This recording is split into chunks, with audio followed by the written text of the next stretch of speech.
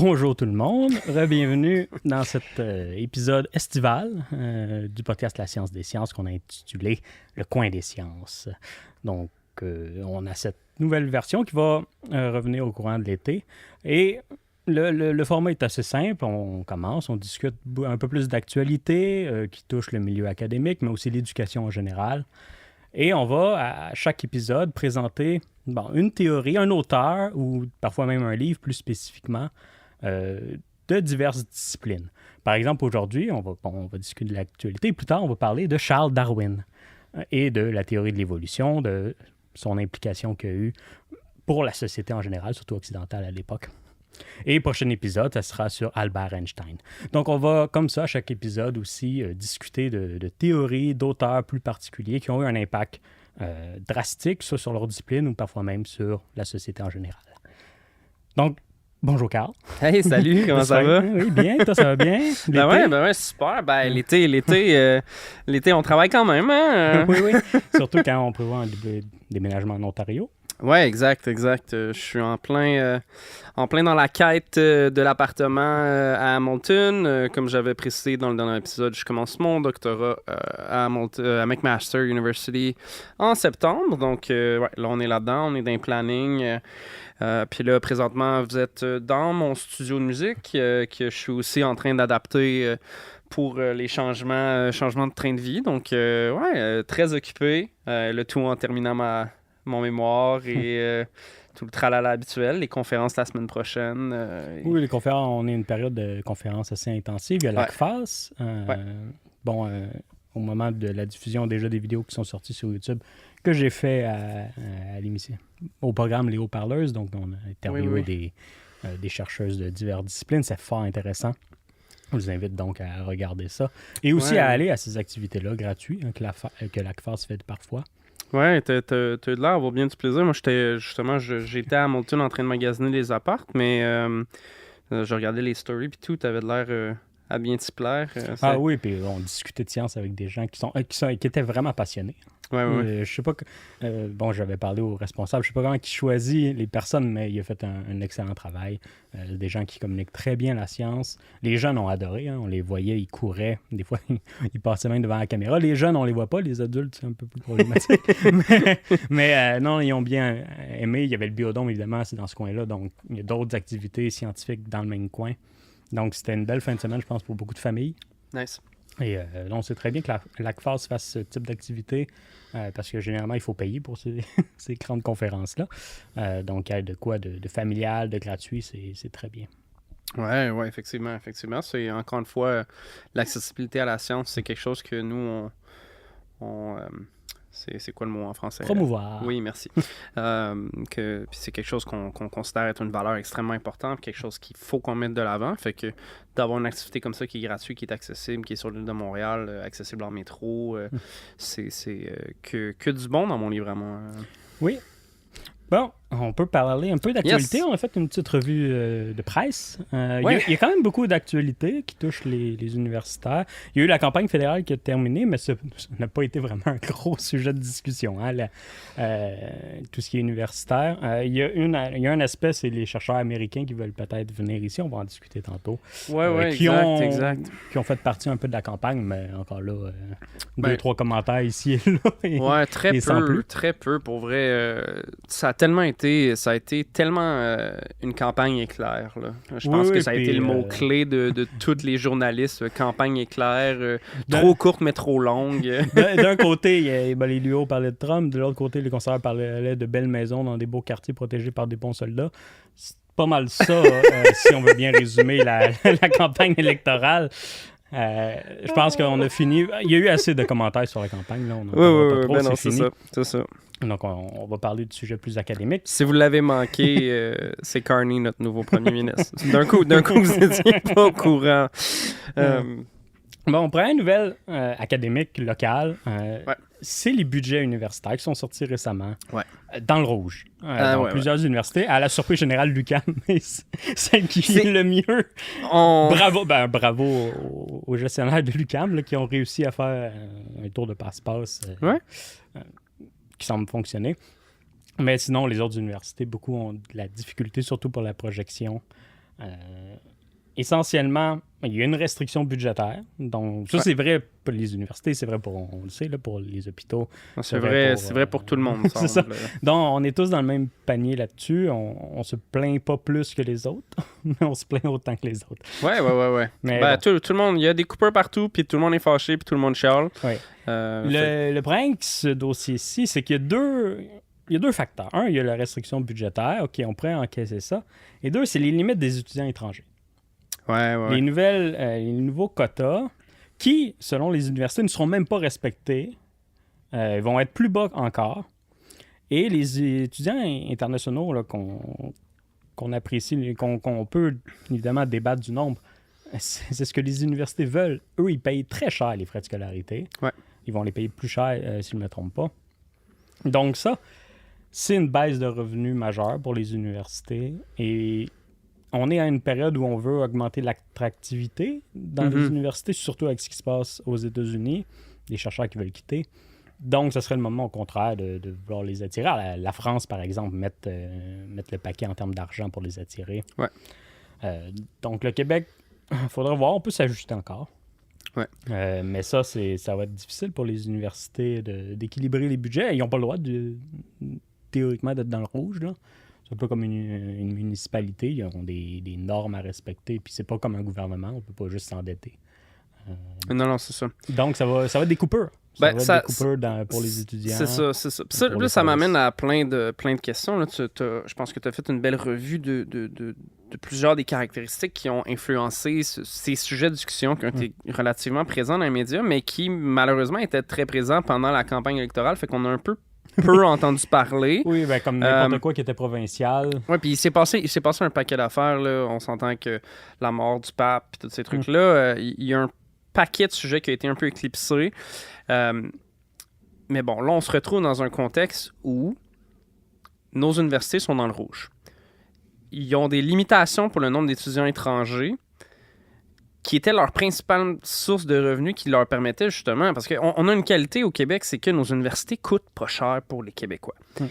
On en a entendu parler avec... Mais il faut relativiser, hein, parce que si on se compare à l'Europe, on devient quand même un peu plus cher. Si on se compare à la France, l'Allemagne, où c'est gratuit. Oui, non, c'est un bon point, mais si tu compares, mettons, avec, je pense, le reste du Canada, on est dans les plus bas. Exact. Puis, si tu compares avec les États-Unis, c'est complètement ailleurs. Puis, il y a certaines universités... parce qu'effectivement, là, je regardais pour appliquer à Paris, puis il y a des universités, c'est 400$ pour l'année. Là. Je veux dire, on s'entend pour des doctorants. Là, oui, c'est vraiment pas... C'est ça. C'est une joke. Là. Moi, en Ontario, je pense que c'est 11 000... par année au doctorat. Là. Fait que, tu sais, il y a une foutue différence entre 11 000 et 400, mais n'empêche que une des façons que les universités avaient de garder les prix si bas pour les étudiants québécois était justement, comme tu disais, d'admettre des étudiants étrangers à taux beaucoup plus élevés, qui étaient néanmoins avantageux pour ces étudiants étrangers-là. Maintenant... ayant des limites et puis même là, comme tu disais... C'est l'instabilité hein, qui les font feu. Ils savent pas trop, ils vont pouvoir rester, puis il y a cette question de vouloir aussi rester après. Je pense que c'est une question d'image, en fait, parce que comme tu disais, les limites ont été réduites, mais les limites seront probablement même pas atteintes. Ça, c'est l'inquiétude des universités. Oui, les limites ont été réduites, mais s'ils ne sont pas atteintes, c'est qu'ils ont perdu une attractivité. Et ça, je pense que ça a beaucoup à jouer avec... le message qui est envoyé par le gouvernement de la CAQ, qui est « on n'en veut pas de vous autres ».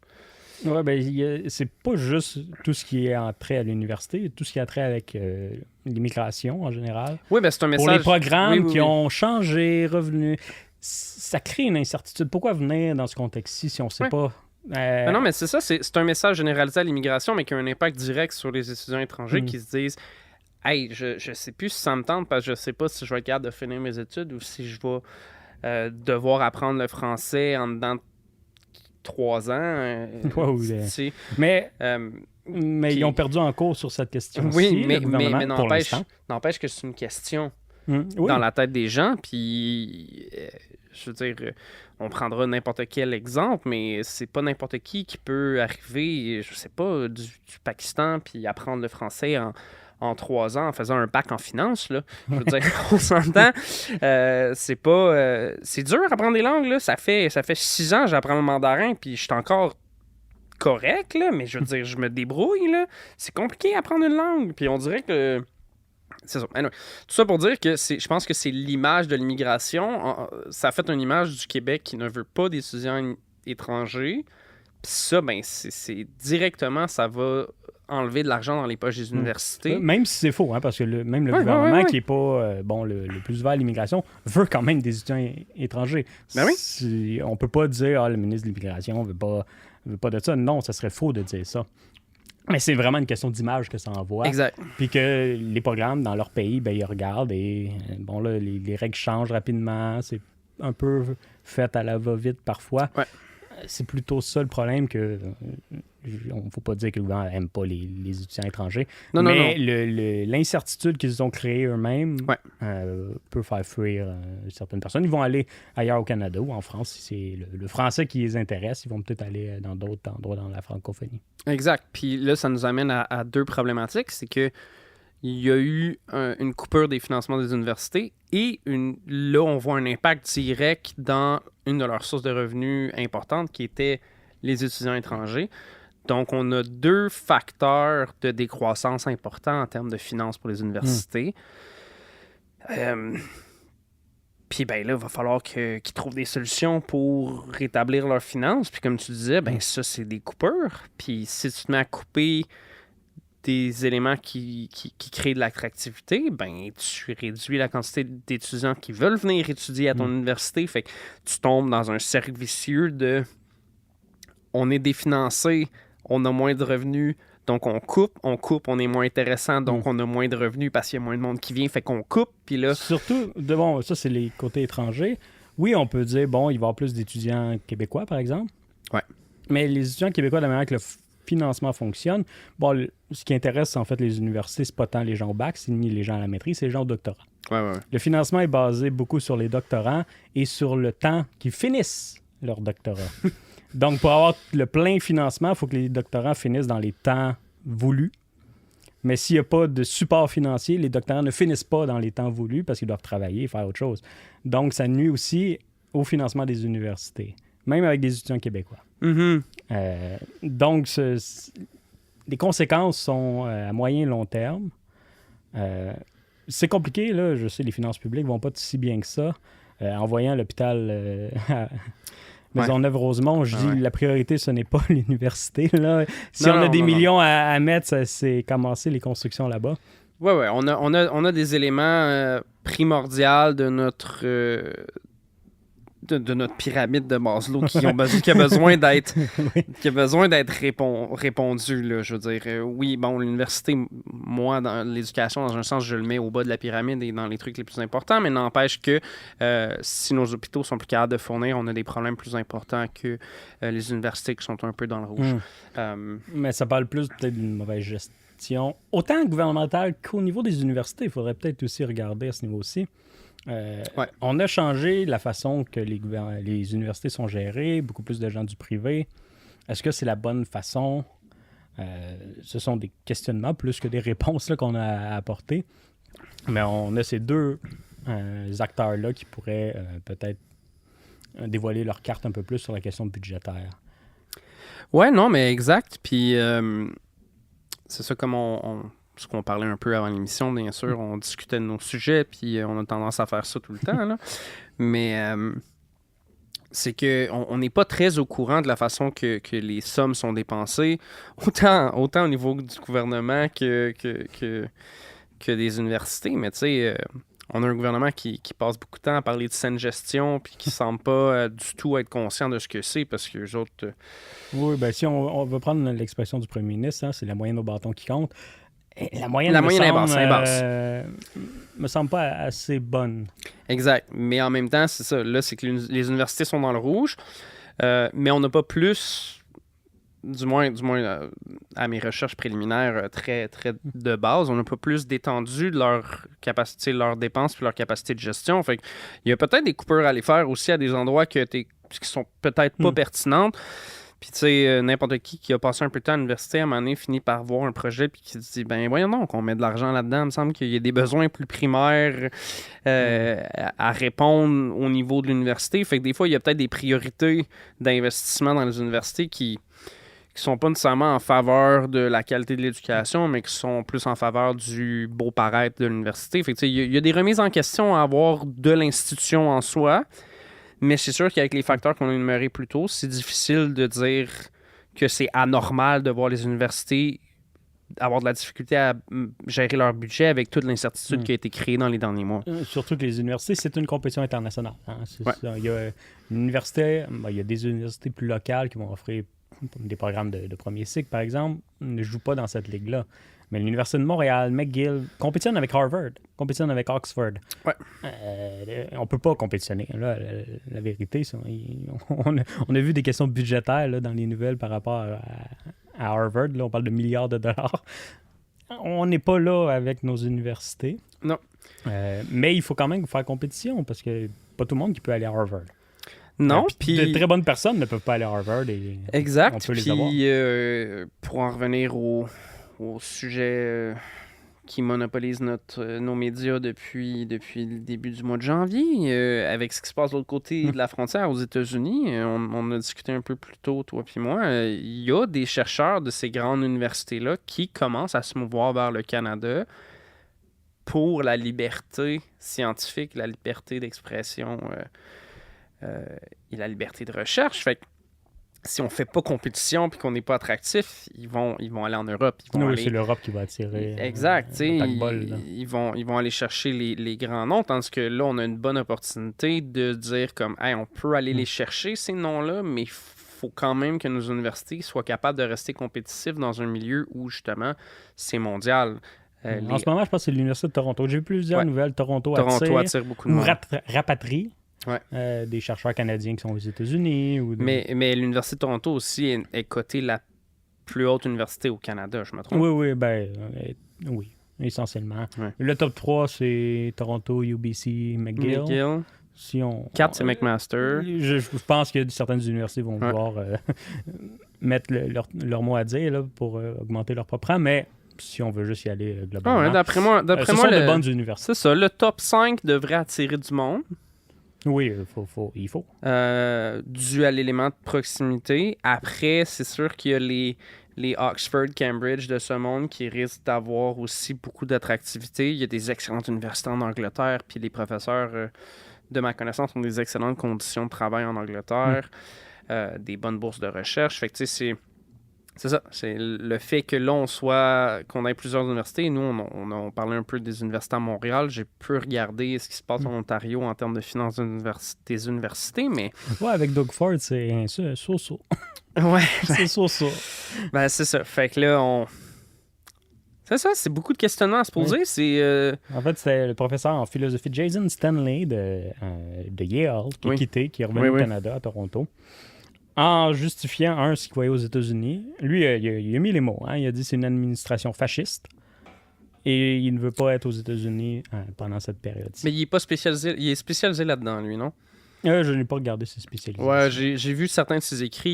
Il est très axé sur le radicalisme et ces mouvements de pensée-là. Fait que, je veux dire, pas surprenant que ce soit une des premières personnes à faire « Ouais, non, moi, je vois les signes, je me pousse. » Oui, c'est vraiment suite à ce qui est arrivé avec Columbia qui a fait « Si Columbia ne répond pas... » Mais après, on a vu Harvard, il y en a eu d'autres, Princeton, Yale, entre autres, des universités de la Ivy League. Donc, la Ivy League, cette... fameux regroupement des très grandes universités du nord-est américain, qui est à la base une ligue de football. Oui. Mais Castor, on associe justement aux grandes universités prestigieuses. Pas ça très grandes, là, mais prestigieuses, certes. Oui. Mais là, c'est ça, justement. On en a parlé rapidement de Columbia, je pense, dans notre dernier épisode. Là, Puis qu'on voulait que les universités se lèvent, et ils l'ont fait, c'est ça. Harvard est au front. C'est nous, hein? C'est nous qui a créé le mouvement. On a demandé un appel à la collaboration des universités. L'administration de Harvard écoute le podcast. Et en fait, bonne idée. On va résister. Ils nous ont écoutés. Ouais, ils nous ont écoutés, puis ils ont fait ils ont raison, les deux Québécois, là. On va se tenir, puis on va... Parce qu'il faut penser. Faire mal aux universités comme Harvard, c'est une perte économique phénoménale aux États-Unis. Ouais. Ils attirent les meilleurs au monde. C'est une des raisons pourquoi ils ont le plus de prix Nobel au monde. c'est parce qu'ils mettent l'argent et ça attire. Si ces universités-là perdent du financement, deviennent moins attractifs pour des raisons de liberté académique, c'est une perte économique. Puis là, à ça s'ajoutent les questions des tarifs, à ça s'ajoutent les tarifs sur le cinéma, donc une perte culturelle. Juste l'insécurité, là. Mais tout ça va faire mal, en général, à l'économie américaine et pour au moins à court et moyen terme. Ben oui, mais si non, ça mais... reste là, comme ça va être du long terme aussi. Exact. Puis comme tu dis, c'est une des raisons pourquoi les États-Unis ont autant de prix Nobel, c'est parce qu'ils vont chercher les plus grands cerveaux de la planète. Ah oui, c'est pas juste des gens nés aux États-Unis. Ben non, la majorité ne sont pas des gens nés aux États-Unis. Ils vont chercher les meilleurs. Ils vont chercher les meilleurs, puis ils les gardent. Ils Exact. les gardent aux États-Unis parce qu'ils ont les moyens de les payer, de leur offrir une qualité de vie. Mais là, quand tu crées une insécurité où tu te mets à déporter des doctorants, quand tu te mets à refuser que certains professeurs présents... Beaucoup d'étudiants ont été refusés leur visa maintenant. Oui, beaucoup de personnes ont été refusées leur visa. Ben, ça va avoir un impact direct sur la compétitivité des États-Unis à travers le monde. Oui, puis pas juste académique. Non. Entrepreneuriat. Je parle de compétitivité générale. L'intelligence artificielle, ils mettent beaucoup d'argent, mais si t'es pas capable d'avoir les meilleurs chercheurs en sciences fondamentales, ça va nuire à ton développement après au niveau des entreprises. Exact. Là-dessus, l'Université de Montréal pourrait aller recruter parce qu'on a un des meilleurs laboratoires au monde en intelligence artificielle, avec un des meilleurs chercheurs. Donc, là-dessus, on pourrait peut-être un peu tirer notre épingle du jeu. Mais oui, ça va faire mal aux États-Unis. Je fais une tangente. On a parlé un peu de la place du français à l'université. Puis là, tu parles de l'Université de Montréal qui se démarquerait. À quel point tu penses que la langue créerait une barrière pour l'attractivité de ces spécialistes-là en intelligence artificielle, ces trucs-là? J'imagine qu'à l'UDM, le programme doit être en français. Là. La recherche doit se faire principalement en français. À l'UDM, si tu fais une application en tant qu'anglophone, tu as le droit d'écrire en anglais. Tu n'es pas assujetti à la loi 101. OK. Alors que moi, en tant que francophone né, fallait faire une demande spéciale pour écrire en anglais, ce que j'aurais pu faire. Mais c'est de la bureaucratie. Mais un étudiant, non, l'Université de Montréal veut des étudiants anglophones, surtout dans ce type de milieu hautement spécialisé. Même le gouvernement du Québec est très ouvert à laisser certains secteurs un peu plus lousses là, au niveau de la réglementation linguistique. OK. Surtout quand on parle de ces sujets d'avenir. Il y a un alignement dans ces milieux-là où on laisse passer ces questions-là. On veut les attirer. Donc, je pense pas que le français va nuire. Puis s'ils peuvent apprendre un peu de français, tant mieux. Là. Ah oui, non, mais je suis all-in pour qu'ils apprennent le français. C'est pas ça, ma question, c'était plus est-ce que ça allait créer une limitation en termes d'attractivité? Mais s'ils ont la capacité de travailler puis dans la langue qui leur convient... l'anglais, là, on va se le dire. L'anglais, oui, on a eu un peu la discussion la dernière fois, l'anglais qui est la langue un peu... Surtout l'IA. Oui, hégémonique du milieu culturel, du milieu académique, pardon. Oui, culturel aussi. Oui, de plus en plus, mais en Asie, c'est un peu une histoire différente, mais tu sais, je veux dire... Pour la science, c'est encore l'anglais. La Chine est un peu différent, le Japon aussi. Oui, ben là, la Chine, c'est vraiment un cas à part entière. Ils sont 1 milliard, ils peuvent être dans leur langue, mais leur langue au pluriel. Oui, mais c'est aussi que leur science est ils ont des excellents chercheurs, mais malheureusement, ils sont souvent peu ou pas reconnus par le reste du monde académique dû à la possibilité d'interférence gouvernementale. Ouais. On avait d'ailleurs discuté avec l'épisode avec Michel Drapeau. Oui, c'est vrai. Les impacts de ça. Oui, puis c'est moi qui me spécialise, mettons, en religion chinoise. Ça fait malheureusement qu'il y a plusieurs recherches que tu es obligé de prendre avec un grain de sel parce que tu sais pas qu'est-ce qui est vrai et qu'est-ce qui est pas vrai, mais en même temps, tu lis des recherches puis tu as des professeurs qui te disent « Mais tu peux pas prendre ça pour acquis parce que ça vient de la Chine, puis ça veut pas dire que les chercheurs en Chine sont pas bons. Surtout sur des sujets qui... On s'entend, j'étudie la Chine mais comme des fois, sujet culturel. Ça nécessite un entraînement. Il faut être soi-même bon pour déceler après comment bien reconnaître qui a pu avoir une interférence ou non. Exact. Donc, pour un néophyte, il faut... Peut-être mieux vous mettre laisser de côté. Là. C'est un peu comme Wikipédia à une certaine époque. Non, on ne touche pas à ça. Mais si tu connais assez le sujet, tu es capable de lire et de savoir, OK, ça, c'est pas pire, ça, c'est... Exact. On peut s'y fier. Tandis que si on prend, mettons, le Japon comme exemple, le Japon qu'on discutait la dernière fois, que la langue prédominante académique au Japon, c'est beaucoup le japonais. Mais je me suis rarement fait dire double vérifier les informations des chercheurs japonais parce qu'en théorie, ben, du moins... Non, ça dépend des milieux. En archéologie, si on reprend Ah oui, hein? ça peut être un peu nationaliste. Ah oui, OK. Puis il y a des décisions qui sont prises à cet égard, là, entre autres pour le fait de ne pas aller fouiller des tombes impériales par peur de savoir que l'empereur serait peut-être coréen, par exemple. Ah, c'est Donc, drôle. il y a un certain contrôle. C'est drôle, ça, quand même. Mais en hein? Corée aussi, ils font la même chose. Je pense que c'est est-asiatique, cette question-ci. Ah oui, hein? Corée, Chine et Japon ont cette tendance nationaliste dans certaines disciplines, dont l'archéologie. Ouais, pourtant, en termes d'empereur, la Chine, ils n'ont aucun problème à dire que leur empereur était pas... même, ils en gardent encore hein? Oui. Rancœur, là. Mais tu sais, des fois, c'est que tu peux pas vraiment... Quand tu as l'information, par exemple, bon, la Chine a été envahie par les Mongols, entre autres, qui ont été... Donc, il y avait un dirigeant mongol. Mhm. Et si tu peux pas renier ça, ben, en fait, ils pourraient. Là. On Oui, voit non, des mais- gouvernements faire ces 180 degrés-là sur la vérité. Ils pourraient, mais eux, ils ont décidé de juste pas être très contents. Ce qui est bien quand même du point de vue académique. Ouais, exact. Mais bon, on a fait une grosse tangente sur la langue. Tout ça pour dire attractivité des universités canadiennes va être important dans le climat sociopolitique actuel aux États-Unis avec l'espèce de censure scientifique qui a lieu. Oui, puis c'est une véritable censure. Hein? Oui, Supportée absolument. par des gens qui crient à la liberté. Ça, c'est un Ouais. paradoxe de ce discours, mais un paradoxe qui s'explique quand même assez bien. Là. Ouais. Autre nouvelle qui te touche, parce que tu es à l'Université de Concordia, c'est cette Ouais. victoire en cours partielle sur les frais de scolarité non québécois, mais canadiennes, de ces étudiants qui vont venir, et sur la francisation, les quotas de francisation. La Et francisation. je note, là, selon le juge, Québec se base sur de fausses prémices, pas Ouais. de preuves de leur dire. Ouais. C'est quelque chose pour un gouvernement de faire ce type de décision, d'aller en cours devant un juge. Là. C'est du sérieux. Ouais. Là. Puis de présenter du vide.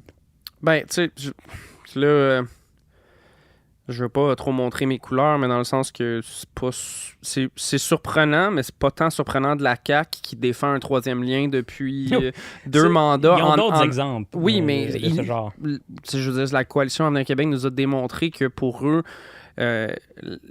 l'information scientifique n'est pas pertinente aux décisions populistes. Là, tu sais, je veux dire, ils prennent des décisions purement basées sur ça va nous apporter des votes, bien plus que basées sur la science nous dit qu'on a besoin de ça. Puis ça, c'est un autre exemple de jouer avec une peur qui est réelle au Québec. Il y a au Québec beaucoup de gens qui sont inquiets pour la langue française.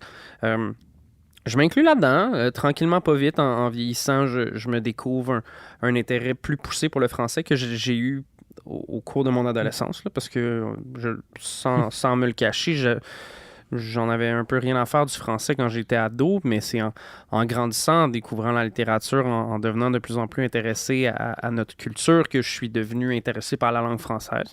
Ça crée des inquiétudes, puis eux autres, ils jouent avec ça pour passer des projets de loi qui vont être socialement acceptés, mais après, quand ils arrivent en cours, ils sont incapables de démontrer que leur motif est inscrit dans des statistiques tangibles. Bref, l'objectif n'est pas mauvais. On peut pas être en désaccord sur le fait de protéger le français, mais eux, ils jouent beaucoup là-dessus et vont critiquer. Si on n'est pas d'accord avec eux, c'est qu'on est en désaccord avec l'objectif. Exact. On voit souvent ça à l'Assemblée nationale dans les périodes de questions. Ouais. Et c'est un peu fatigant. La ministre de l'Enseignement supérieur, Pascale Derry, Ouais. elle me semble plus un représentant du gouvernement auprès des universités qu'un représentant des universités auprès du gouvernement. Oui, mais ça, c'est encore une fois, tu sais, c'est la même chose avec Benoît Charette à l'environnement. Là. C'est des porte-paroles de messages du parti plus que des défendeurs de leur ministère. Mais il devrait au moins avoir, selon moi, dans le rôle d'un ministre, un entre-deux. Parce qu'évidemment, tu fais partie du gouvernement, tu es élu, Oui. tu es représentant du peuple. Et en même temps, quand tu es ministère, tu représentes aussi une institution ou des institutions. Et tu dois t'assurer que ça aille bien dans ce milieu et représenter ça surtout au Conseil du Trésor. Mm-hmm. Mais tu sais, ça, puis là, c'est peut-être un peu hors sujet, mais dans mon livre à moi, de la façon dont je le perçois beaucoup par rapport au gouvernement actuel, c'est le danger d'un gouvernement qui est tellement majoritaire qu'ils peuvent faire... Tu sais, la CAQ sont bons pour arriver avec des projets de loi qui n'ont pas dit à personne, ils arrivent out of nowhere. Tu sais, c'était ça avec la francisation. Ou parlez-en aux médecins. Ben oui, exact. On le voit actuellement avec les médecins. Mais tu sais, quand ils sont arrivés avec les frais étudiants pour les étudiants canadiens puis pour la francisation, c'est arrivé du jour au lendemain. Là. On a tout fait comme qu'est-ce que c'est ça? Toutes les universités étaient comme, ben voyons, la ministre Sidéry nous a pas parlé, nous a pas adressé, puis là, on nous pitch ça d'en face, faut qu'on surveille sur un 10 cents. Mais c'est la problématique de notre mode de scrutin, c'est que là, on a un gouvernement qui est purement majoritaire, qui font ce qu'ils veulent, ils peuvent passer leur projet de loi un peu n'importe comment, pas de préavis pour personne, pas besoin de collaboration avec qui que ce soit pour... Ben, les partis d'opposition à la base. Là, ben non, c'est ça. à l'Assemblée. Fait que là, on se ramasse avec ce projet de loi-là qui, en partie, n'est pas une mauvaise idée. Puis je vous explique mon point. Je suis dans une université anglophone. Bonjour à tous mes collègues qui n'écoutent probablement pas le podcast parce que très peu parlent le français. Et je me désole de beaucoup de ça parce que beaucoup d'entre eux sont des résidents montréalais, des gens nés à Montréal, des Québécois, là, nés au Québec, qui n'ont aucun intérêt à apprendre le français, qui baragouinent 2-3 mots, puis je les aime beaucoup, mais qui sont un exemple parfait de ce que la CAQ démonise. Des gens qui vivent à Montréal et qui n'ont jamais besoin d'apprendre aucune autre... Mais est-ce que démoniser ces gens, c'est la solution aussi? Non, mais mon point étant que je n'étais pas contre l'idée d'exiger des cours de français dans des universités québécoises. Ça, l'idée est intéressante. Je trouvais ça intéressant. Mais là, ils sont arrivés avec, vous devez franciser 80% avant la fin de leur bac. Il n'y a personne à la CAQ qui doit parler une deuxième langue. Parce que apprendre une langue, ça ne prend pas 3 ans. Ça prend pas 1 an. C'est le même problème que le programme de francisation. À temps plein, peut-être. Mais c'est pas du temps plein qu'ils font. Mais non, mais il n'y a personne qui fait ça temps plein. Là. Exact. Tu sais, quand ils sont arrivés avec la francisation des immigrants, puis ils étaient comme, vous avez 1 an pour apprendre le français. Ils ont baissé ça à 6 mois, non? Oui, y a-tu quelqu'un à la CAQ qui parle plus qu'une langue? Ça prend pas 6 mois à apprendre une langue. Ça prend des années de l'expérience, de la pratique et de la pratique quotidienne et récurrente. Tu peux pas exiger à une université de franciser 80% de ses étudiants étrangers en 3 ans. Un bac, c'est minimum 3 ans. C'est impossible. Ouais, ils devraient faire des partenariats. Les universités anglophones avec les universités francophones. Oui. Faire des échanges.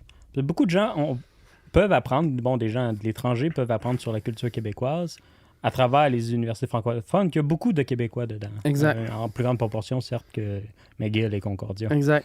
Donc, il y aurait de quoi à faire qui ne coûterait pas une fortune. Là. Non, puis dans le sens parce que s'il est arrivé avec, on a un nouveau projet de loi, tout étudiant dans une université québécoise qui ne parle pas français à un certain niveau doit faire un 12 crédits dans son bac en français. 12 crédits, on parle d'à peu près 2 sessions quand on parle de cours de langue, parce que les cours de langue, en général, c'est du 6 crédits, c'est 3 à 6 heures par semaine en général. Fait que doit faire 2 sessions de 6 heures par semaine de langue française dans son bac au complet. Ça aurait été du génie. Ça donne la base. Tu es capable d'accorder les verbes de base. Tu es capable de communiquer des trucs de base en français. Tu peux vivre à Montréal en français. Ça aurait été suffisant pour que tout le monde fasse comme « Hey, ça va avoir un impact réel. Ça va donner un intérêt aux gens qui ne l'ont pas présentement. Et ça va être réalisable. » Si tu donnes des objectifs complètement irréalisables au monde, c'est sûr que le monde ne sera pas intéressé. C'est impossible. Ça fait 6 ans que j'apprends le mandarin. Si tu me dis qu'il faut que je sois fluide en mandarin en 6 mois, je te dis laisse faire, m'a faire autre chose. C'est impossible.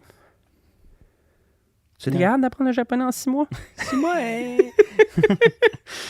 Non, c'est 2 ans de cours avant d'aller au Japon. En intensif au Japon, si tu ne fais que ça, ce que j'ai fait pendant 2 mois, ça aide beaucoup. Et si j'avais le même programme pendant 6 mois, 1 an, je serais meilleur, certes. Oui. Bon, mais on faut parle... payer pour ça, là. Oui, puis on parle de programmes que, je sais pas pour toi, mais moi, mes programmes intensifs, quand j'étais à Taïwan, c'était une 30aine d'heures semaine minimum. Oh, oui. Sans les devoirs, là, 30aine d'heures de cours. Oui, ben il y a la rigueur asiatique aussi qui en de compte pour nous. Oui, mais de là, l'impact, très efficace. De là, l'impact sur notre fluidité linguistique. Ce que j'aimais, c'est aussi, il y avait le contact avec la culture. C'était pas juste langue linguistique. Là. Non, On non, va non. faire des activités à toutes les semaines. On va Exact. aller voir des affaires en japonais, parler à du monde. Puis là, au Québec, on pourrait tellement faire la même chose. Ben oui, parce qu'on C'est a... les plus beaux, les plus belles initiatives, on les retrouve dans tout ce qui est communautaire, Ouais. avec les immigrants qui prennent un autobus, vont à Cabane à sucre dans le nord.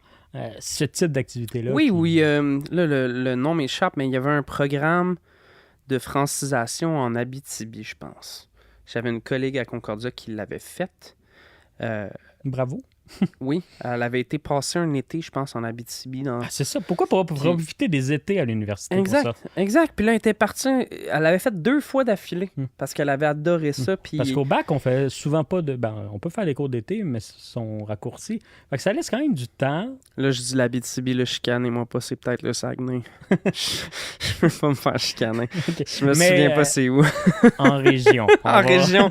Hors de Montréal. Elle était en région, puis c'était suffisamment loin pour... coins, hein. C'est ça, puis c'était suffisamment loin pour que je fasse « Oh, wow, OK, c'est cool, c'est intéressant. » Puis c'était suffisamment loin pour que je fasse « Oh, wow, OK, si tu parles pas français, c'est plus difficile. » Tu sais, moi, je vis dans un tout petit village proche de Trois-Rivières, en Mauricie. Ça doit pas parler anglais beaucoup. Hein? Ça parle pas anglais du tout.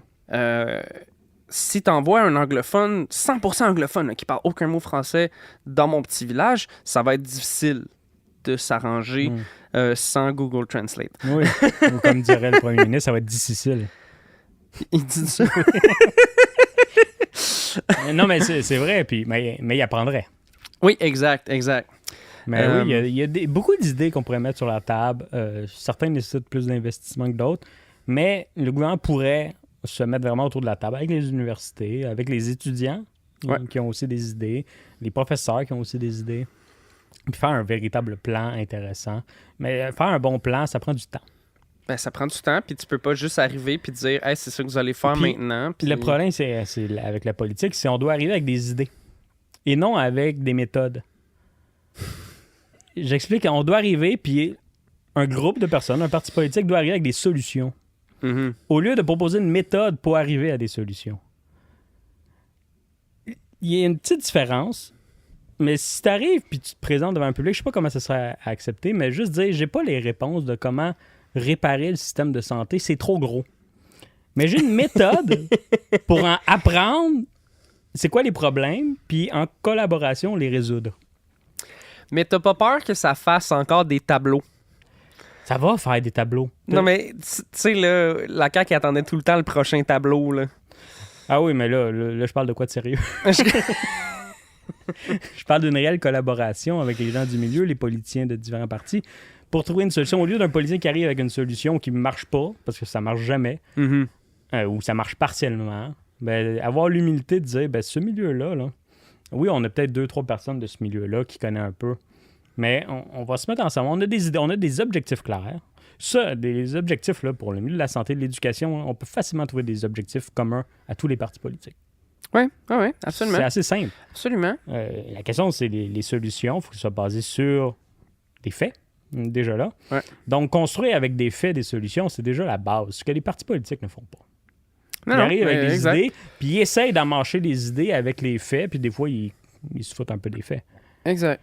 Puis là tu sais, on chiale beaucoup sur la CAQ, mais il faut pas oublier que c'est eux qui sont au pouvoir depuis, Oui, depuis plusieurs années, mais ça aurait pu être n'importe quel parti politique. L'éducation, c'est une responsabilité provinciale, donc Exact. on se mettra pas à chialer contre la Ville de Montréal sur non, exact. des universités. Exact. Fait que tu sais, là, on tape sur le clou un peu, mais ça aurait pu être n'importe qui au pouvoir. Le prochain va subir le même sort. Le même sort, exact. Parce qu'on aime ça chialer. Mais... Être constructif, critique. La pensée critique, tout le monde dit qu'il faut protéger ça, donc... Oui, ça, c'est la belle façon académique de le dire. Au Québec, on dit qu'on aime ça chialer.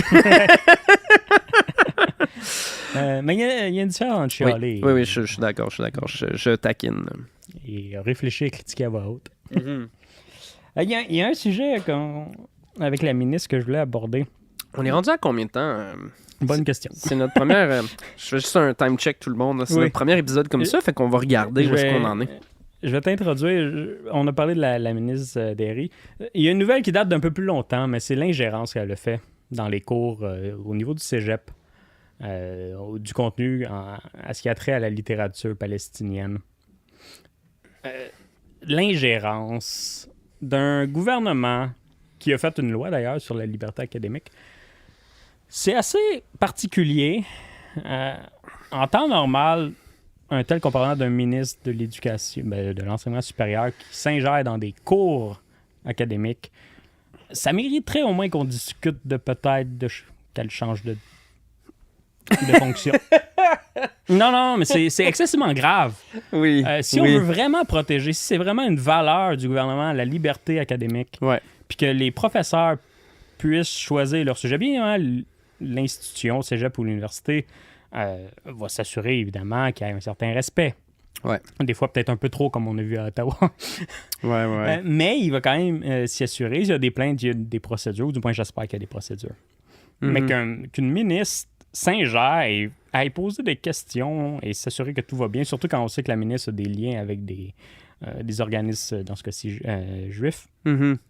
Puis que ce soit contre les Palestiniens. Ça a été autant problématique l'inverse. Hein? Aller dans des cours sur la littérature juive, puis poser des questions parce que ça pourrait être mal perçu par des Palestiniens. Ça serait tout autant problématique. Alors que dans les deux cas, il y a une belle littérature. Dans ce cas-ci, c'est la littérature, là, donc on va parler de littérature. La littérature juive, je veux dire, on peut pas canceller ça. Là. Non, il y a de grandes œuvres là-dedans. Je pense à Si c'est un homme. De Primo Levi.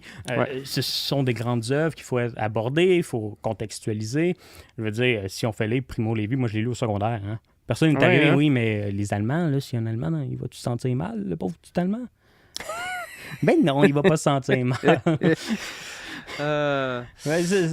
Moi, ça m'a choqué qu'on n'en ait pas tant parlé. Il y a eu des bonnes critiques dans les journaux, mais c'est comme arrêté là. C'est comme si la liberté académique, c'est d'un bord. Hein? Bon, je t'apporte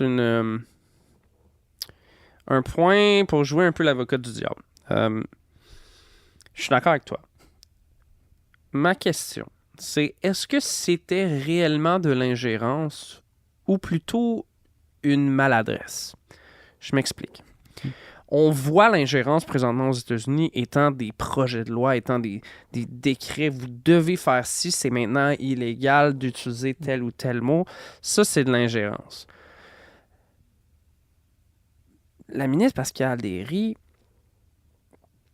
a eu une erreur de jugement. Mais est-ce que concrètement, elle a fait cesser... Est-ce qu'elle a interdit des livres? Est-ce qu'elle a... Je pense que l'intention était pas bonne. Elle n'a pas amené de censure. C'est ça. Il n'y a rien qui a été censuré. Elle a posé des mauvaises questions. C'est une erreur de jugement. Est-ce que j'appellerais ça de l'ingérence? Ça aurait pu en devenir.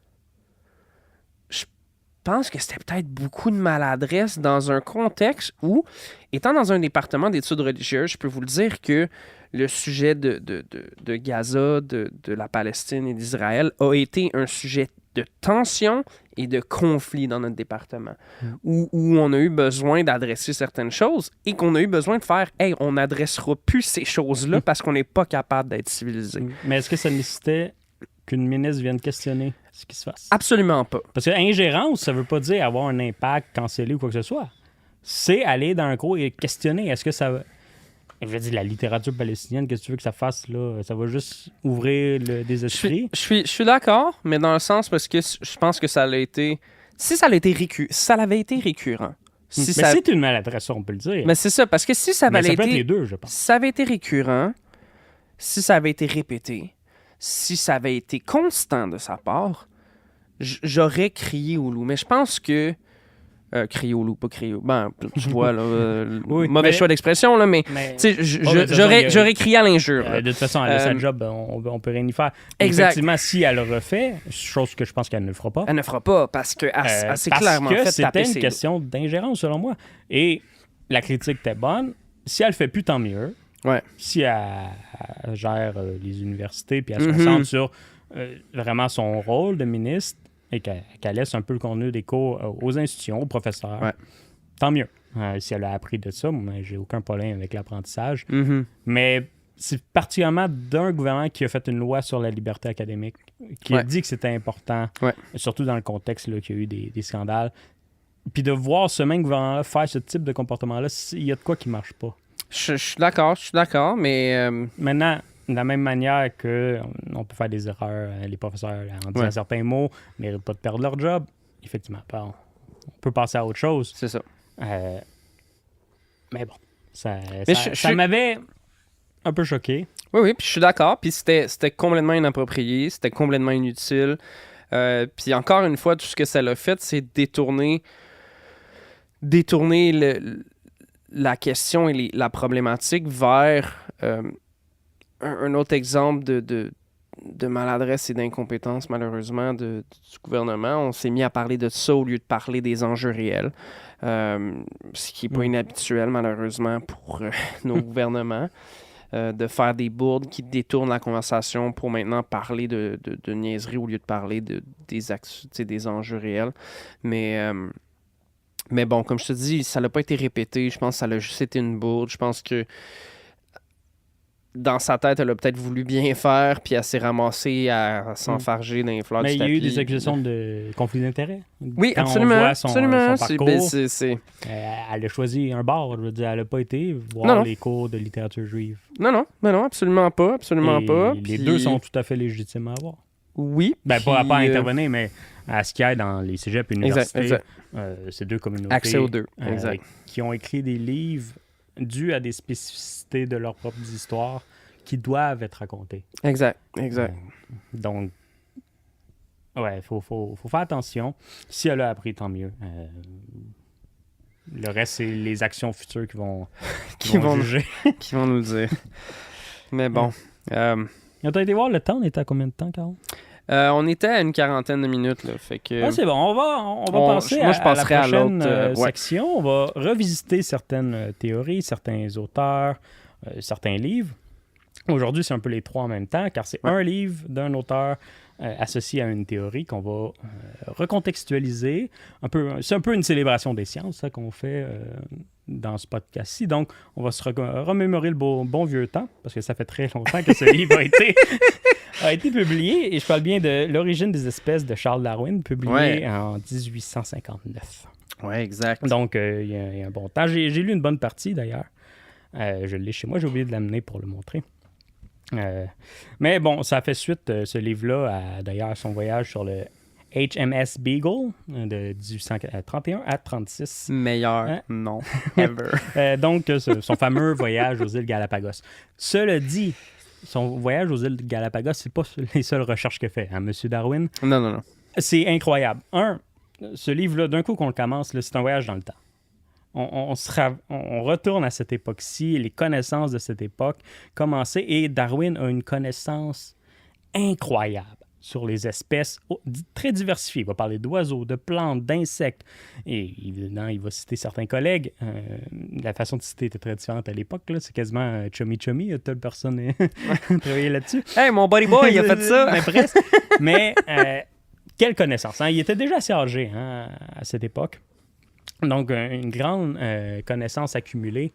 Et évidemment, c'est le début de ce qu'on va appeler la théorie de l'évolution. Il y a eu des auteurs qui ont abordé le sujet, des théories qui ne sont pas restées, vu que c'était pas des excellentes théories. Qu'est-ce qu'il y a de m'en citer une coupe? Lamarck. OK. Il y avait une théorie sur l'élargissement des coups de girafe assez particulier. Nice. Mais Darwin, c'est lui le premier. On va lui associer la théorie de l'évolution. Chose qui est un peu malhonnête, parce qu'il était deux. Tu connais-tu le deuxième? Non. Un beaucoup plus jeune, un dénommé Alfred Russel Wallace, qui faisait de la recherche, lui, beaucoup plus au niveau de l'Océanie. Mais dis-moi. Qui était plus jeune, beaucoup plus jeune, et qui avait écrit à Darwin avec des idées très similaires que Darwin avait. Darwin, lui, il prenait son temps, il était plus âgé, il voulait prendre le temps d'écrire un beau gros livre.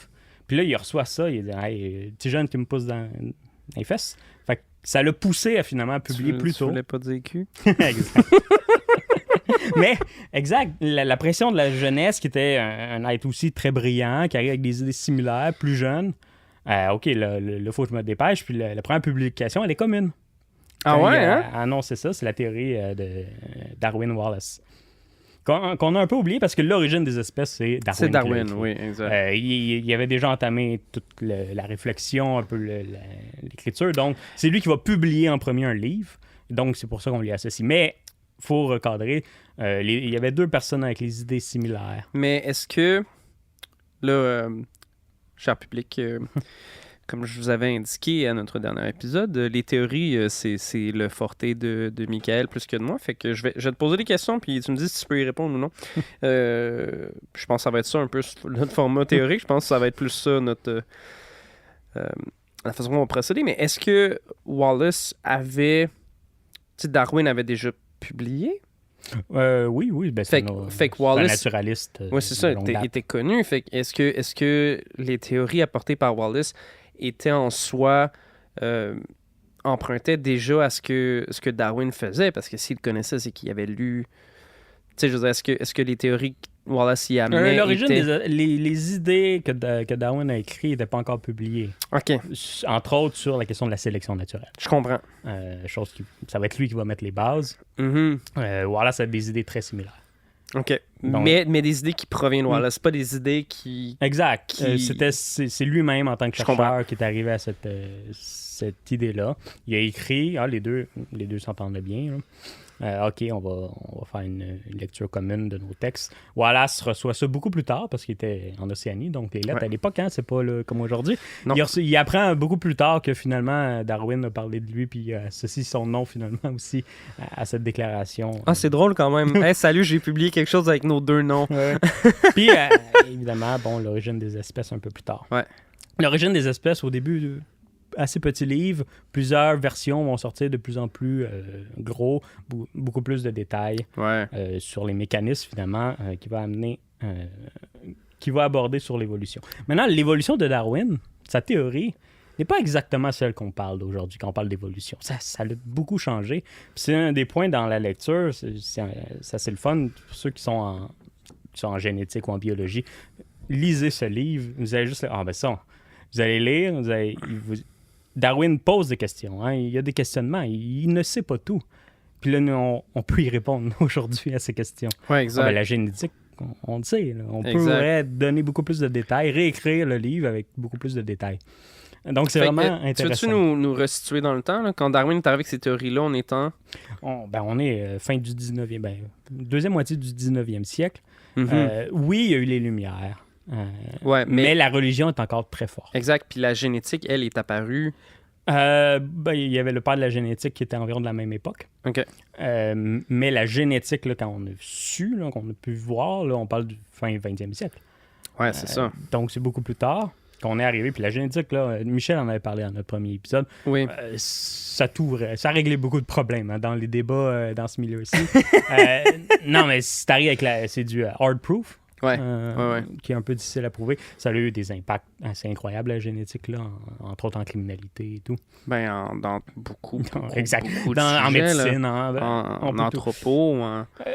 Cela dit, il y a quand même des choses qui étaient sues à l'époque, des mécanismes que Darwin avait identifiés.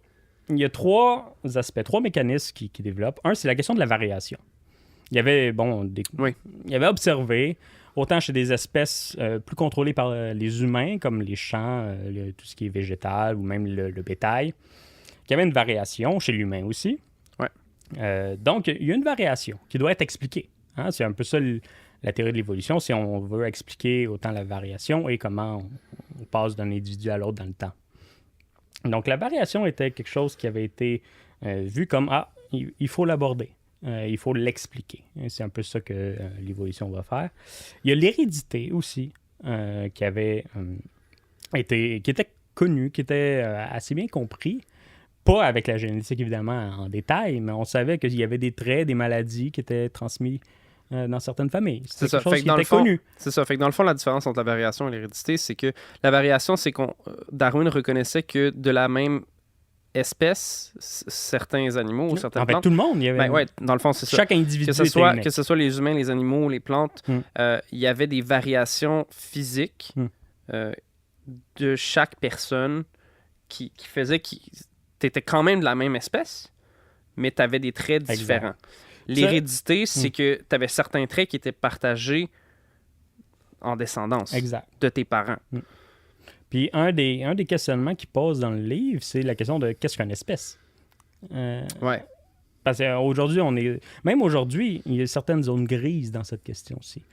la zone grise s'est beaucoup rétrécie par rapport à l'époque de Darwin, où on n'avait pas un grand catalogue là, des espèces vivantes. Puis des fois, il y a beaucoup de questionnements. Est-ce que ça, c'est une espèce, 2 espèces? Même dans les espèces vivantes, là, dans les fossiles, c'est encore plus compliqué. Oui. Donc, il y avait ce questionnement-là. Mais il y avait les bases, vraiment, variation, hérédité. Et le troisième point, qui vient pas de lui, mais qui a inséré aussi dans la théorie, c'est la question de la sélection. Donc, un environnement choisi, indirectement, va avoir une influence sur les traits qui vont être transmis. La question de la sélection, il l'avoue lui-même, c'est une compétence, un savoir humain de l'Antiquité, même peut-être avant, mais d'aussi loin qu'on a des preuves écrites, les populations humaines avaient des compétences, avaient un savoir sur la question de sélection. Donc, par exemple, chez les plantes, chez les animaux qu'on avait, on avait cette connaissance de, OK, tel animal produit plus de lait, par exemple, on va lui faire plus d'enfants. Puis on va avoir plus de vaches. De vaches qui vont faire du bon lait, ouais. Ça, il a retrouvé ça en Antiquité en Europe, il a retrouvé ça dans les textes chinois anciens, il a retrouvé ça en Afrique ancienne. Des Premières Nations, exact. Avec la gestion du Darwin maïs. a fait ce travail-là, il a dit, ça, c'est réglé, là. On a cette compétence-là, mais il faut l'expliquer, c'est ça la théorie. Et ce qui arrive, le mécanisme que lui dit principal de l'évolution, donc de ces trois-là mis ensemble, c'est la sélection naturelle. C'est le premier qui va identifier. Donc, ce fait que dans un environnement, certains traits vont être choisis à travers, compétitivité, l'accès aux ressources et tout, et qui vont perdurer et faire changer l'espèce au fil du temps. Oui, mais là, quand on parle de sélection naturelle, on parle pas de la même chose que la sélection faite par les humains, comme tu discutais il y a 2 secondes. L'humain qui choisit de faire reproduire une vache qui produit plus de lait, c'est exactement le même procédé. On appelle ça la sélection artificielle. Mais ces 2 noms, naturel et artificiel, ne reflètent pas le fait que c'est exactement le même principe. Sauf qu'un est choisi. En fait, c'est de la sélection naturelle. Il y a une pression environnementale. Du point de vue de l'animal, dans ce cas-ci, c'est l'humain qui amène la pression. Je comprends. D'un point de vue d'un oiseau dans la nature, ça va être d'autres éléments. Mais de notre point de vue à nous... Oui. Nous, on se met sur un piédestal et on va dire que nous, c'est différent. Mais c'est le même procédé. Qu'on donne un nom différent juste pour faire la distinction de qu'est-ce qui a été fait sans humain ou avec humain. Chose qui ne fait plus beaucoup de sens aujourd'hui avec les changements climatiques et tout. On a eu tellement d'impact sur la Terre que, ultimement, tout a un minimum d'influence humaine. Ouais. Donc, c'est un peu bizarre, cette distinction. Mais à l'époque, elle était réelle. Oui, puis elle est encore importante parce que, je veux dire, pour des agriculteurs, pour les gens dans ces milieux-là, c'est de quoi d'important. Oui, puis je sais pas si tu te souviens d'un épisode sur les plantes. Oui. Voyons, tu te souviens-tu du nom de la professeure qui faisait de la génétique, là. Mais elle nous disait justement qu'elle essayait, elle, de décroiser des plantes pour retrouver des anciens, parce qu'on les avait tellement modifiés avec de la sélection artificielle, entre guillemets, que là, il fallait retourner pour être capable d'aller rechercher un grain de riz, mettons, qui était plus fort, parce qu'on avait voulu un grain de riz qui faisait plus de riz, puis là, il résistait mal aux intempéries et au changement climatique, donc il fallait décroiser les gènes du grain de riz. Mais on pourrait être un peu critique en disant, l'idée n'est pas de décroiser, mais juste de continuer. Le temps avance. On ne peut pas reculer le temps. On va en parler le prochain épisode avec Einstein. Mais ça reste le même principe de sélection artificielle, entre guillemets, où on met avec une idée un chemin différent d'un certain retour. Mais je veux dire, c'est comme la nouvelle là, où que l'ancien loup géant est réapparu. C'est pas... Dire Wolf! On n'a pas ressuscité une espèce, on a transformé des gènes d'une espèce actuelle parce qu'on ne peut pas reculer dans le temps. Point. Non, bon point. Mais bon, Darwin... pour continuer sur cette théorie, c'est pas mal sa grande contribution, mais aujourd'hui, on parle de néo-darwinisme. Donc, beaucoup de choses qui sont ajoutées, des connaissances. On a perfectionné, finalement, cette théorie. Donc, on peut pas prendre l'origine des espèces et dire c'est ça l'évolution. Non. Ça s'est beaucoup changé, entre autres avec la sélection sexuelle, qui est très important, qui a été développée, puis la sélection de parentèle, qui est beaucoup plus récent. Donc, l'aide des grands-parents, par exemple, dans le soutien des petits-enfants. Donc, vont aider à contribuer à faire propager leur gène encore, que c'est 25% de leur gène, et qui vont contribuer à ce que leurs petits-enfants puissent bien grandir, avoir leurs propres enfants, et donc que les gènes puissent se propager. Donc, c'est très important chez l'humain, cette question-ci, qui n'avait pas été abordée vraiment chez Darwin. En fait, l'humain lui-même n'est pas abordé dans l'origine des espèces. C'est vrai, hein? Darwin était intelligent. Ça paraît pas. C'est un grand... Non, c'est un très grand scientifique. Et à l'époque où la religion était très forte, il savait très bien que sa théorie allait tout chambouler. La vision d'un monde créé par Dieu, immuable. Et c'est l'une des conséquences de sa théorie, c'est ce grand chamboulement, hein, que les espèces, finalement, ce ne sont pas d'une création divine, mais ils ont changé à travers le temps. Donc, il a été intelligent, il a commencé avec ça, il l'a amélioré, et un livre plus tard, quelques années plus tard, j'ai-tu la date? J'avais-tu marqué la date ici? Moi, je ne pense pas. Il arrive avec un nouveau livre, là où est-ce qu'il inscrit l'humain en tant que primate. Donc, il y aura eu des caricatures à l'époque qui va dessiner Darwin en tant que singe. Oui. Donc, ça n'a pas passé super bien nécessairement. Dans le monde scientifique, oui, mais dans la société, ça a été peut-être un peu plus lent. Et il y a encore des débats aujourd'hui, surtout au sud de la frontière, là, de est-ce qu'on enseigne le créationnisme ou l'évolution à l'école, par exemple. Oui.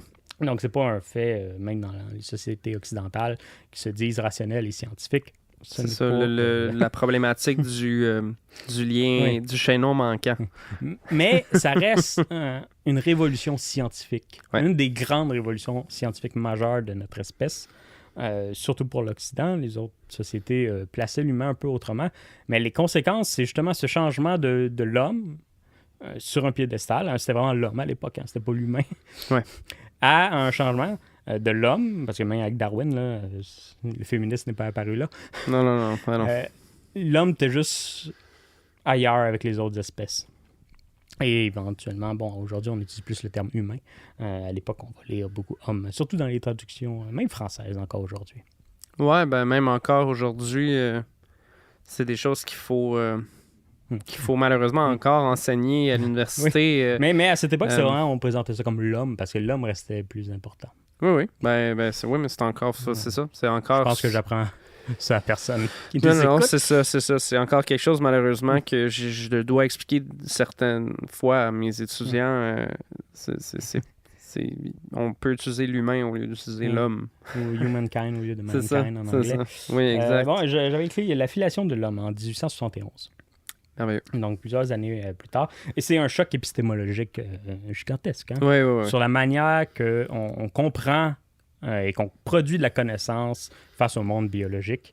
Oui. Ça a tout changé. Ben oui, il y a un avant et un après, autant pour les sciences que pour la société. Oui, au niveau de la société, surtout à cause de l'impact que ça a eu sur la religion.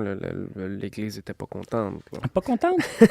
C'est une grosse remise en question de leur cosmologie. Ça. Et surtout de ce, on est les supérieurs, la Terre. En fait, la Terre ne nous appartient pas, c'est une création de Dieu. Mm-hmm. Nous, notre salut est dans l'au-delà. Ce que Darwin arrive, c'est non, ça on peut laisser ça de côté. On est une espèce parmi tant d'autres et on cohabite avec les autres. Ouais, c'est ça. On est une et on a notre propre histoire parmi celles-ci. Oui, puis ça vient chambouler. Là, je suis désolé à mes professeurs qui m'ont enseigné les tenets de la Bible, là, mais au début de la Bible, Dieu dit que la terre appartient à l'homme et il peut en faire les animaux, les plantes, il peut en faire ce que lui semble. J'ai pas lu la Bible. Ça vient remettre... Puis c'est quelque chose qui est très, très important dans la Bible, c'est la terre appartient à l'homme puis il peut en faire ce qu'il veut. Ce que Darwin vient dire, c'est on fait partie de la Terre. Ça n'a pas rapport avec nous. Exact. On est là et les autres espèces ne sont pas différents de nous dans la façon qu'ils évoluent à travers le temps. Notre complexité a évolué. Oui, exact. Et ça vient enlever énormément de crédibilité à l'Église qui dit Dieu nous a donné ça et on en fait ce qu'on en veut. C'est vrai que ça peut être choquant pour beaucoup de monde, et encore aujourd'hui, de dire que notre existence, il y a de la chance. C'est une question de probabilité. Chance, c'est un concept humain. Principalement de la probabilité et de la chance. Là. Parce que les dinosaures étaient 200 millions d'années d'évolution. Jamais ils ont construit une maison ou évolué à faire des satellites. Jamais. Non. Nous, ça fait quelques dizaines de millions d'années. Et les primates sont arrivés. Et nous, dans ce règne-ci. Ouais. Mais c'est probabiliste. Puis la vie intelligente, comme on la conçoit, je pense qu'on a parlé avec notre physicien dans nos premiers épisodes. Oui. On considère dans ce milieu-ci un être intelligent, ceux qui sont capables de faire des satellites puis envoyer des ondes dans l'espace, parce que c'est ça qu'on peut capter. Oui, exact. Mais bref, se rendre jusque-là, c'est purement probabilistique. Ouais. L'évolution situe bien tout ça. Tant mieux, hein, on est bien chanceux. Mais c'est pas tout le monde, c'est pas toutes les espèces qui vont finir en construisant des maisons puis en allant à l'université, faisant un travail et régissant un système économique et blablabla. Ça, c'est tout venu après. Mm-hmm. Et tout est humain là-dedans, y compris les religions. C'est... Dernier point, parce que le darwinisme, ça a fait des belles révolutions, mais ça a aussi fait des affaires, ça a amené à des théories plus bizarres aussi. Entre autres, le darwinisme social, que je voulais aborder. Vas-y. C'est l'applicabilité de cette idée qu'on évolue avec le temps au monde social et culturel. Donc, que les sociétés évoluent du pire au mieux. Et qu'à travers cette théorie, il y a évidemment une hiérarchisation. Hein. Évidemment, la société occidentale était au top. Là, je parle de la société occidentale. Il y a d'autres sociétés qui utilisent le darwinisme social et qui vont se mettre aussi au top, qui sont non occidentales aussi. Mm-hmm. Mais bon, on est occidentaux, parlons de notre cas. Ça a été fait beaucoup, cette idée que il y a une évolution sociale, on est, nous, supérieurs et on doit aider les autres. Le darwinisme social est beaucoup lié à tout ce qui est colonialisme, à justifier le colonialisme et à interpréter finalement des pratiques culturelles autres à travers. C'est de l'ethnocentrisme à un point quasiment des fois raciste, des fois non. Il y a une différence entre racisme et ethnocentrisme importante, mais contribuer à toutes ces idées et continue peut-être encore même. En gros, l'utilisation du mot primitif par tous les anthropologues blancs. À une certaine époque, oui. J'en lis, puis c'est... Oui, c'est récurrent, puis c'est aujourd'hui, on apprend à lire à travers ça, puis de se dire, bon, c'est plus des choses qu'on dit, puis on est dépassé, ça, du monde. Pas tout le monde, malheureusement, mais il y a encore cette idée que des sociétés supérieures puis qu'ils peuvent transmettre cette supériorité culturelle à d'autres. Oui. Puis, mais tu sais, c'est ça, quand tu lis des écrits des années 50 qui étudient des tribus africaines, l'utilisation du mot primitif est récurrent et choquant. Puis, on a appris à voir à travers une diversité culturelle et une diversité de façon d'approcher le monde. Mais c'est ça, primitif, c'est quelque chose qu'on utilise... Ça vient un peu consolider une idée. L'ethnocentrisme, c'est normal. Exact. Ça, surtout à une certaine époque. Là. Mais même aujourd'hui, c'est tout à fait normal. C'est ni bien ni mauvais. C'est qu'est-ce qu'on en fait de l'ethnocentrisme qui peut être bien ou... surtout mauvais. Ouais, surtout mauvais. Mais à une certaine époque, c'est vraiment, ça a été servi comme idée scientifique pour dénigrer d'autres peuples. Ouais. Donc, on reprend des idées de Darwin qui n'a pas voulu aller dans ce niveau-là. Pour lui, l'espèce humaine était une espèce. C'était pas plusieurs espèces, il n'y a pas de hiérarchisation. Du moins dans ses écrits, mais on peut pas le savoir parce qu'on peut pas y demander. Oui, il y a des spécialistes de Darwin qui ont peut-être lu ses notes et tout, voir peut-être. Comment il était à ce niveau-ci. Mm-hmm. Mais la théorie de l'évolution ne va pas du tout dans ce sens-là. Ça a été repris dans des sciences sociales qui ont réinterprété. J'aime pas utiliser le terme évolution, moi, dans mes écrits. Je parle de changement. Changement social, culturel. Ouais. Évolution, il y a une connotation de passer du mieux au pire, qui est un peu faux. Hein? L'évolution, c'est pas linéaire dans le sens où on était moins bon avant, on est rendu meilleur. L'évolution, c'est l'adaptation du mieux adapté. Mm-hmm. Pas du plus fort. On voit ça souvent, surtout dans la culture populaire. Je suis l'évolution, je suis le plus fort, donc je suis celui qui doit transmettre ses gènes finalement ou dominer un groupe. c'est complètement pas ça, l'évolution. Non. Ça n'a jamais été la survie du plus fort. Parce que les plus forts, c'est les dinosaures, puis ils sont morts. Ouais. Fait que Ouais, c'est vraiment c'était du mieux souvent- adapté, l'humain, C'est avec l'intelligence qu'on a. Ça aurait pu mal finir, hein, parce qu'un cerveau, ça nécessite énormément d'énergie. Donc, il fallait, dans notre évolution, avoir accès à beaucoup d'aliments pour continuer d'évoluer dans ce sens-là. Et survivre. On ne peut pas survivre avec un manque de nourriture comme espèce. C'est trop compliqué pour nous. On ne survivrait pas. Puis c'est souvent le cas des gros animaux avec beaucoup d'énergie. Mais un cerveau, ça consomme énormément d'énergie. Donc, une question de chance, une question de hasard. Et ça se peut qu'éventuellement, pas dans l'avenir prochain, mais si l'environnement de Terre change, ça se peut que nos évolutions soient néfastes dans notre adaptation. Ouais. Ça, c'est tout le temps des... Puis on le voit avec certaines espèces qui passent d'un milieu à un autre, très adaptés à l'autre, il meurt. Ouais. Même s'il peut paraître très fort, très, très bien adapté, un survivant hors pair d'un autre milieu.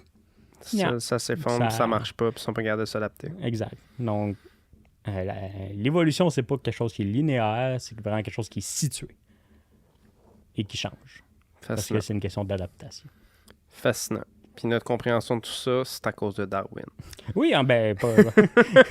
entre autres, mais c'est le pionnier de cette théorie, évidemment, on l'associe, mais un grand intellect, un grand scientifique, et qui aura chamboulé finalement l'ensemble de nos sociétés. Encore aujourd'hui, on en sent les conséquences. Oui. Donc, c'était notre première incursion scientifique. Merveilleux! On aime ces ça. magnifiques écrits. On va continuer comme ça pendant l'été avec différents écrits qu'on va apprécier ou moins. Hein. Il y en a qui ont changé plus que d'autres. Il y en a qui sont moins d'actualité, mais qui ont eu un gros impact. On va revisiter. Hein. Nous, on ne se censure pas. Non, donc, non, c'est pas ça le but. Les grands textes scientifiques, on va en parler. Qu'on soit d'accord ou non. Ouais. Puis c'est ça, on espère que vous allez apprécier ce format estival. On cherche certaines façons de se renouveler pendant l'été, trouver des solutions. C'était notre première année, notre première saison avec les professeurs, ça a super bien été. On a adoré ça, puis on a encore l'intention de le faire pour la saison 2. En attendant, justement, la prochaine année, on s'est dit qu'on allait faire ces formats-là estivales, une petite revue d'actualité et on est quand même un podcast scientifique, de revue de théorie, ces trucs-là. Dites-nous si vous aimez ça, dites-nous s'il y a des choses que vous voulez voir plus, si vous voulez plus de vulgarisation, vous voulez... Les questions du public, toujours acceptées. Toujours acceptées. Soit sur YouTube, sur les réseaux sociaux. Très apprécié, là, donc... envoyez-nous ça. Ouais, voilà. Donc, c'est ça, les prochains épisodes, on devrait être encore ici. C'est ça. Je veux juste vous informer. C'est pas pertinent pour vous? Oui, mais je pense qu'on peut se dire à la prochaine fois. Merci beaucoup. Merci. Et on se revoit à la prochaine fois, cher public.